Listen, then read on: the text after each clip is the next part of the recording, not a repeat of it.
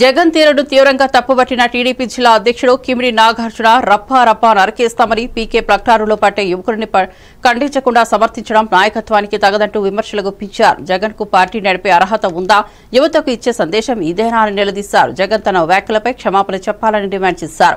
యోగా దినోత్సవాన్ని జూన్ 21న విశాఖలో ఘనంగా నిర్వహించేందుకు తగిన ఏర్పాట్లు చేస్తున్నట్లు తెలిపారు. ఇది గిన్నీస్ రికార్డు స్థాయిలో జరగనున్న కార్యక్రమమని అందరూ పాల్గొని విజయవంతం చేయాలని పిలుపునిచ్చారు. చంద్రబాబు నాయుడు గారు యోగా డే అనేది చేస్తున్నారు. దీనికి మరి మన ప్రధానమంత్రి గారు నరేంద్ర మోడీ గారు కూడా వస్తున్నారు.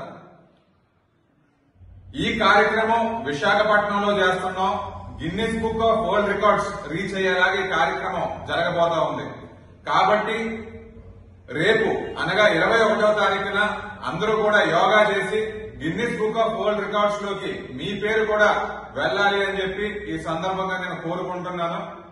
మరి రేపు ఈ కార్యక్రమం విజయవంతం అవ్వాలంటే తెలుగుదేశం పార్టీ శ్రేణులు గ్రామాన ఎవరెవరైతే ఉన్నారో వాళ్ళందరూ కూడా ఈ కార్యక్రమం తమది అన్నట్టుగా భుజాన వేసుకుని ప్రజలందరినీ కూడా ఈ కార్యక్రమానికి తరలించాలి అని చెప్పి ఈ సందర్భంగా తెలియజేస్తున్నాను. ఒక గ్రామంలో వార్డు మెంబర్కు పోటీ చేయాలనుకునే నాయకుడు కూడా తన నడవడికతో ప్రజలను ఆకట్టుకోవాలనుకుంటాడు. ఏది మంచి ఏది చెడు అని చెప్పి గ్రహించి మంచే చేయాలని చెప్పి అనుకుంటాడు.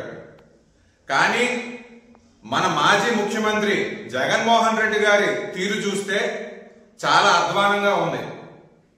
ఏ రకమైన నాయకుడు కూడా మాట్లాడని భాష, ఏ రకమైన నాయకుడు కూడా సమర్థించినటువంటి కార్యక్రమాల్ని ఇతను సమర్థిస్తా ఉన్నాడు.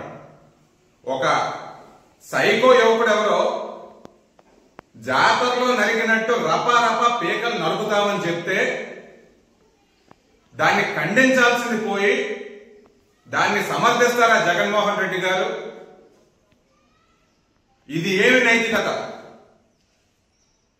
మీకు ఒక పార్టీని నడిపే అర్హత ఉందా? ఈ రకంగా మీరు మాట్లాడారంటే యువతకి మీరిచ్చే సందేశం ఏంటి? మీ మాటల్ని చూసి ఎంతో మంది యువకులు ఇప్పుడు చెడిపోతే ఎవరు బాధ్యత వహిస్తారు? నాయకుడు ప్రవర్తించాల్సిన తీరిదా? మీరు మీ మాటల్ని వెనక్కి తీసుకోవాలి. ఆంధ్ర రాష్ట్రంలో ఉన్న ప్రజలందరికీ కూడా క్షమాపణలు చెప్పాలి. అనకాపల్లి జిల్లా